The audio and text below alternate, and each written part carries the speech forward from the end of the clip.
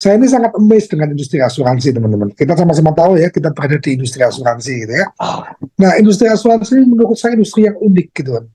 Industri asuransi itu bisa dimainkan dan bisa dijalankan dengan berbagai macam cara. Segala macam konsep bisa dan ada duitnya. Itu yang menarik di industri asuransi. Kayak air ya, masukin tabung, masukin ke omplong jadi omplong, masukin gelas kayak gelas gitu kan.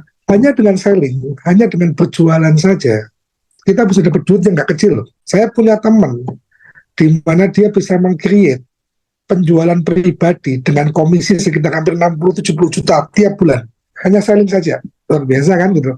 Saya rasa dengan angka 60-70 juta per bulan atau bahkan 80-100 juta per bulan ya, itu kita punya kehidupan yang cukup layak di Surabaya, betul nggak? Jalan-jalan keluar kota tiap bulan bisa, hidupnya menyenangkan gitu kan. Jadi hanya dengan berjualan saja, saya melihat industri asuransi itu dibandingkan marketingan yang lain, ya, dibandingkan pekerjaan-pekerjaan serupa seperti marketingan yang lain, itu memberikan hasil yang luar biasa, teman-teman. Memberikan hasil yang luar biasa. Nah, tapi kembali lagi, apa yang Anda mau lakukan di bisnis ini? Kita visinya mau kemana? Saya dari dulu, ketika saya baca bukunya Stephen Covey, Seven Habits, di habit yang kedua, ada yang tahu habit kedua apa? Memulai dari akhir. Saat kita melakukan sesuatu, selalu berpikir big picture-nya, selalu berpikir jangka panjangnya, selalu berpikir ujungnya kemana. Dan ini perlu kita aplikasikan ke semua aspek kehidupan kita. Dalam bisnis yang lain, dalam pekerjaan, dalam rumah tangga, termasuk di bisnis ini. Apa yang Anda inginkan dari bisnis ini? Industri asuransi itu uangnya berlimpah ruah, tapi Anda kepingin bisnis yang seperti apa? Kan itu pertanyaannya. Nah, satu hal yang menarik saya di industri ini, dua hal sih sebenarnya. Yang pertama, duitnya gede. Ini yang saya suka. Saya tidak ada masalah dengan kerja keras. Teman-teman lebih milih yang mana? Kerja keras, duitnya dikit. Yang kedua, kerja nyantai, duitnya banyak. Pasti milih yang kedua kan ya? Saya juga maunya kayak gitu. Kerjanya cuman awalnya pasti keras. Endingnya kalau kita sudah bisa bangun sistem dengan benar. Yang menarik adalah bisnis ini legasinya, teman-teman. Yang kedua ini legasinya. Tidak banyak bisnis yang bisa kita legasikan dengan baik ke anak istri kita ya. Karena begini, kebanyakan bisnis, kalau kita bicara bisnis konvensional itu selalu ada yang namanya pergabungan terhadap satu orang. Decision makernya ada satu. Dia memutuskan semuanya, meskipun semuanya bisa didelegasikan, ketika sudah jalan semuanya bisa didelegasikan, tetapi tetap mengambil keputusan utama ada satu orang. Dan ini yang menjadi kendalanya.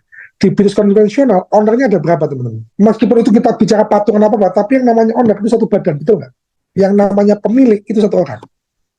Semua decision keputusan ini tergantung ke pemilik. Ketika bisnis ini diwariskan kepada anaknya, maka tergantung kemampuan anaknya untuk mengganti si pemilik ini untuk besar bisnisnya. Ketika nggak mampu, selesai. Nah, yang menarik di industri seperti ini, di industri bisnis jaringan, di insurance ini, pemilik bisnisnya itu banyak. Kita semua adalah pemilik bisnis, karena kita benar-benar independent business owner.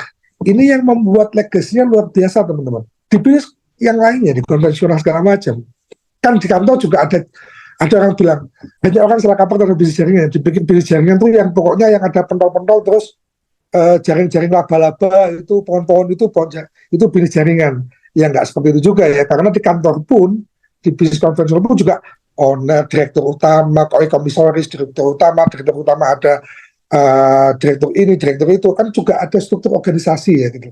Cuma kalau di bisnis konvensional, seluruh struktur organisasi ini mereka bekerja karena dibayar, karena mendapat fasilitas, karena mendapat gaji. Ketika itu dihentikan, tidak ada lagi gaji, tidak ada lagi fasilitas, kira-kira mereka mau bekerja nggak? Enggak. Di bisnis jaringan, kalau kita bicara struktur organisasi, dan semua titik itu adalah independent business owner. Ini kesadaran yang kita bangun pada diri kita maupun pada tim kita, bahwa kita semua adalah pemilik. Teman-teman bisa bayangkan ketika misalkan suatu saat kita pergi, kita bangun dengan benar bisnis ini, suatu saat kita pergi, tim kita ada 100.000, Anda punya 100.000 pemilik usaha yang mereka ingin mengembangkan masing-masing punya 100.000. Itu bisa bayangkan, nggak bisa di stop, teman-teman. Itu kenapa kalau teman-teman datang ke bisnis talk, beliau meninggal tahun 2020, bisnisnya dipaskan ke istrinya karena beliaunya meninggal dalam kondisi bintang 13. 2 tahun kemudian istrinya meninggal dunia juga, sehingga bisnisnya diwariskan ke anaknya. Istrinya itu tidak mengerti bagaimana membangun bisnis, tidak tahu bagaimana mengambil decision dalam membangun bisnis jaringan. Beliau tidak sehebat alam, tidak sehebat teman-teman semua gitu. Cuman karena di bawah yang dibangun oleh suaminya adalah semuanya adalah pembangun jaringan, semuanya adalah pemilik bisnis, maka tanpa komando si istrinya pun bisnisnya berkembang. Sehingga ketika 2 tahun istrinya meninggal dan diwariskan ke anaknya, bisnisnya berkembang menjadi MDIT bintang 12.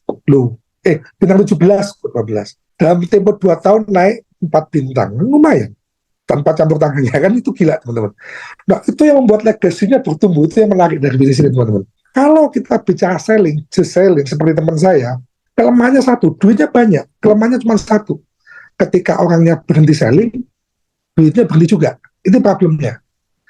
Teman saya, beliau juga seorang MD IT di insurance yang lain, dia juga seorang MD IT.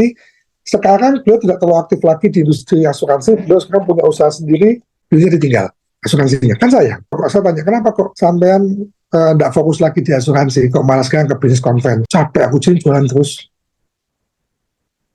Ada titik di mana orang capek berhenti.